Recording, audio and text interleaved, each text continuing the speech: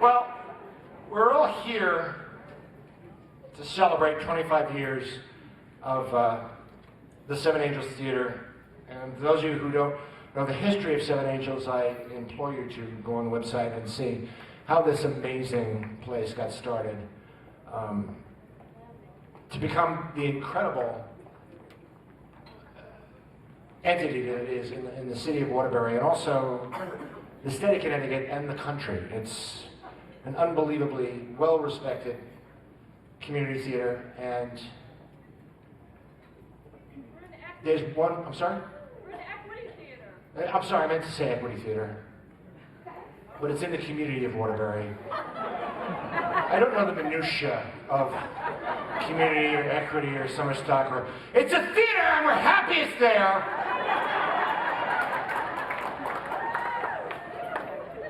Everybody's a critic, ladies and gentlemen. But the woman who is responsible for the Seven Angels, obviously, is the woman who we are all gathered here tonight to celebrate. A woman who I first saw, before I even met her, off-Broadway in Nonsense, playing the part of Sister Mary Amnesia. And I will never forget that performance. That was one of the single greatest performances I've ever seen in my entire life. She so embodied that character. She was so completely absorbed in the character. She was hysterically funny one minute, and the next minute had you sobbing like a baby. An incredibly gifted actress who not only was responsible for bringing Nonsense to the world, she brought Nun Crackers, Meshuggah Nuns, Nonsense Part 13, The Rapture, Son of Nonsense, Abbott and Costello Meet the Nuns. Enough with the nuns. We've seen it. We get it. In any event, it is not only a pleasure, it's an honor to be asked here tonight to be part of this celebration. And would you please join me in welcoming the woman responsible for the Seven Angels Theater, Miss Semina De Laurentiis.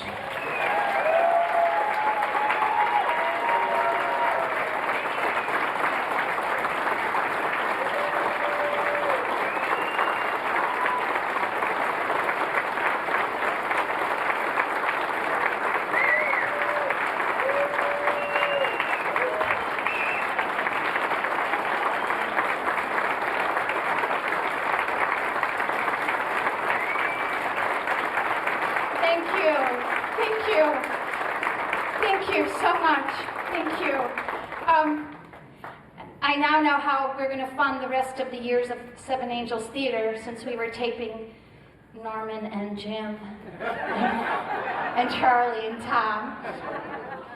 It will cost you to keep it off of YouTube. But bear with me. I do want to thank everyone for coming here tonight.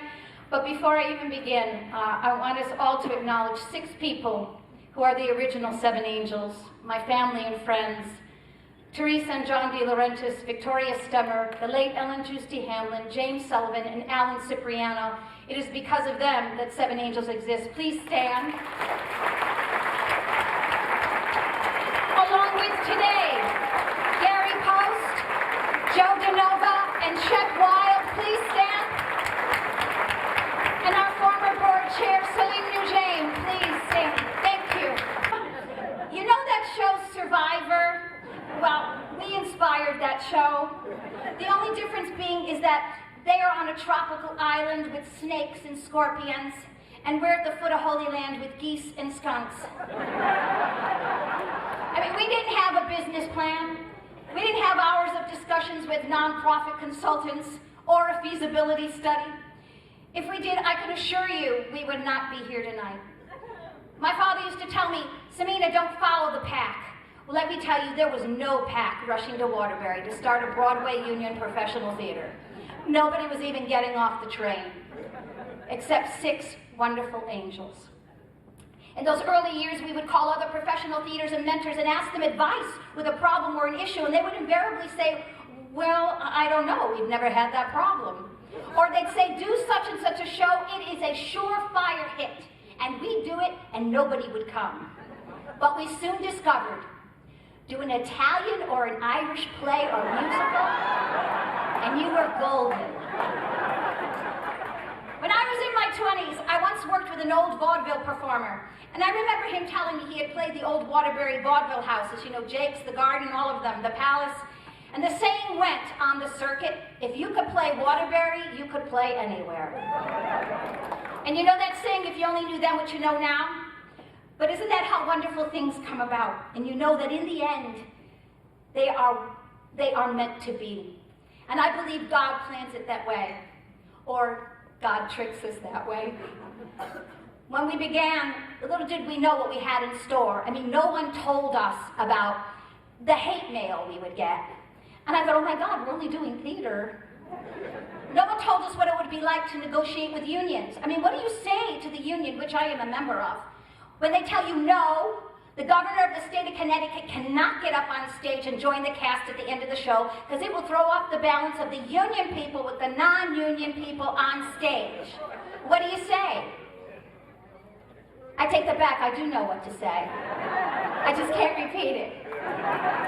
No one told us what to do when the water to the building gets shut off 20 minutes before a matinee, a senior citizens matinee. Have you had that happen, Frank? No one told us about the man who would love to just drop in any time he wanted to and tell me, I'm going to shut you down. And for 15 years he tried.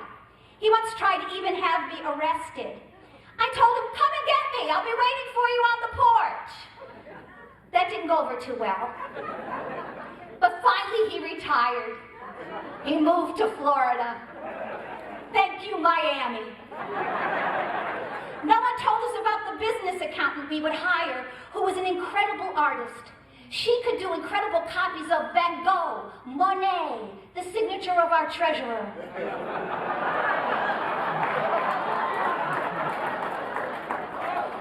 Or the costumer who would purposely leave pins in the costumes of actors she didn't like. Of course, that might have had something to do with her being into voodoo, but as besides the point. Or the employee who really meant well. I mean, when he heard that I was coming to the theater and I was bringing with me some VIPs to have a tour of the theater, he thought it would be a good idea to smudge the space. I don't know if those of you know about smudging, but it is an American Indian tradition of which you burn herbs to chase away all the bad spirits and to bring good luck. And he really meant well, and it was really lovely, except when we came through the doors, it smelled like the entire staff was smoking pot. And no one told me, especially in those early years, that I would turn on WATR in the morning only to hear someone call in and call me a witch, or another itch word. So Joe, please tell Mayor O'Leary I know how he feels. And no one told us about the actress who would go off her meds because she was out of the stress and strain of Manhattan and in the country, Waterbury, Englewood Avenue. So one day, I find her just before a performance, talking to the trees. There are a lot of trees in Hamilton Park. So I had to go on for her. Character description, 25, gorgeous, tall, sexy femme fatale. The young man playing opposite her was mortified. I said, don't worry, honey, we'll cut the kiss. Just hug me, pretend I'm your mother. No one told us about the millions of honeybees that would settle in the huge chimney at the Hamilton Park Pavilion. No one ever knew they were even there until the bees decided they wanted to be in the shows. You know that Hitchcock movie, The Birds? Well, these bees invaded Neil Simon's Brighton Beach memoirs. So we had them smoked out, and they were led off to another habitat, someplace in Miami. We took out buckets and buckets of honeycomb and delicious honey. We thought it was a great idea. We'll bottle it and we'll sell it as nectar of the angels. But the Waterbury Health Department said no. But I think we sent you a jar, didn't we, Celine? Where are you? And no one told us when we were doing an original show about Elvis Presley that the Elvis Presley estate would contact us and tell us we could not say Elvis Presley. I mean, did you know you cannot say Elvis Presley that he was born, that he died, that he had a mother? You can't say anything about Elvis Presley because his life and his name, they're all trademarked. So we did all his music, because he didn't write any of it, and paid the royalties and never mentioned the name Elvis Presley. So now you know why he left the building. And no one told us about the actress who, in between shows from one weekend to the next, would go and get butt implant surgery. I kid you not. And came back the following weekend and changed all the blocking and all the movements because she could only sit and move a certain way. And no one told me about the 3 VIPs who I knew, they're not here tonight, and who I'd been to for support and encouragement and funding, who I would accidentally overhear them talking at a restaurant bar, and I happened to be just in the booth right behind them. And they started talking about the palace. Where are you, Frank? Tavera? Where are you, Tavera? Where? Oh, wait till you hear this one. You'll love this. So one of them said, so the palace had just opened, maybe it had been open about 6 months or so, whatever, and one said, so what do you think will happen to Seven Angels Theater? And my ears perked up just in time to hear one of them say, oh, they're done. And then one said, I'm surprised they lasted this long. And then another one said, you know, I've never been there. I guess I better get there, huh? And they all chuckled. So I waited a little while. And then I got up and I casually walked around the booth and I said, hi, how y'all doing? I think one of them had a heart attack. And then I said, oh, by the way, we ain't done yet. And they stumbled and stammered, and then I said, well, listen, I gotta go. I gotta get back to the theater. We're opening a show this weekend. Perhaps you'd like to come since you've never been. Oh, take care. Bye-bye. Enjoy your dinner. Isn't the crow delicious? Bye-bye. Bye-bye. Bye-bye. And I laughed, stopping short of what I really wanted to say, but I could have achieved with a simple Italian gesture. And no one told me, and told all of us at Seven Angels, no one told us that we would contribute a $1.75 million annual economic impact on the city of Waterbury and the region. That comes today to about $45 million. And no one told us that we would take a deteriorating building that had less than 1,000 people a year going through its doors for the 15 years prior to us going in there and bring it back to life to today, be able to say that over 900,000 people have come through its doors. And no one told us about the opportunities we would create and the careers we would help launch, not only in performing, but in playwriting and set and lighting design and directing and stage management. And no one told us about the phone call we would receive from a mother saying, thank you, we saved her daughter's life, that she was bullied and suicidal, and Seven Angels brought back her self-confidence, her self-esteem, and gave her a safe haven. And no one told us about the wonderful people we would meet, and no one told us about the difference we would make. And those things trump all the hurts, all the disappointments, all the frustrations, and all the challenges. In the early years, my agent at the time, Barry Douglas, God rest his soul, he would call me and he would say, Semina, honey, I got a job for you. I got an audition. I got this. I got that. And without fail, I would always say, well, Barry, I can't right now. I got this crisis, this issue.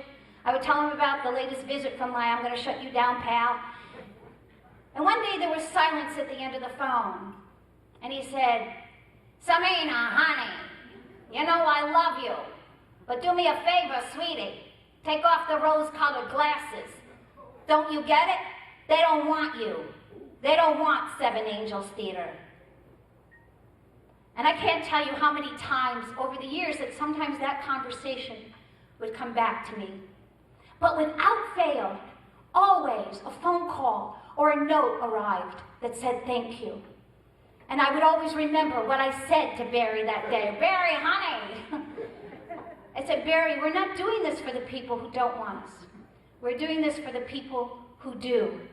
And I know there's a lot more of them.